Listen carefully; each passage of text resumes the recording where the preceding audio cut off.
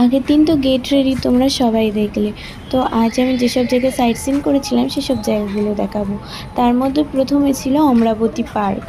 আমি ফার্স্টেই অমরাবতী পার্কে চলে গেছিলাম, আর গিয়ে এই গাছটা চোখে পড়ে। এই ফলগুলো আমার কাছে খুবই অচেনা, তাই সবাই এই ফলগুলো কী সেটা নিয়েই ডিসকাস করছিল, তাই আমি একটা ক্লিপ নিয়ে নিলাম। তারপরে চলে গেছিলাম সায়েন্স সিটি।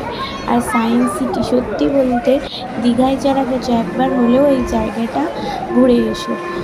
বিজ্ঞানের নানান জিনিস এখানে রয়েছে, যেগুলো দেখলে বাচ্চা কাচ্চা অনেক কিছুই শিখবে। তোমরা এই রিংগুলো দেখো কত সুন্দর চুম্বকীয় আকর্ষণে ঘুরছে। তারপরে এই জায়গাটা চাপ দিলেই পয়সাটাও উঠছে। এত ফিজিক্স আমি কিছুই বুঝি না, যেগুলো দেখেছি আর বাইরে যা লেখা ছিল তাই পড়ে পড়ে। আর এইটা হলো ঘূর্ণিঝড় কেমন হয় সেটাই দেখাচ্ছে। আর এইটা আমার সবথেকে ভালো লেগেছে, যা হলো ক্লাবস ট্রি। ওখানে গিয়ে হাততালি দিলেই ট্রিতে লাইট জ্বলে উঠছিল। তো তারপরে আমি গোলকধাঁধার মধ্যে ঢুকে কোন দিকে কাঁচ আর কোন দিকে ফাঁকা সেটাই বুঝতে পারছি না, পুরো আটকে গেছিলাম। জায়গাটা বলো দারুণ সুন্দর লেগেছে আমার।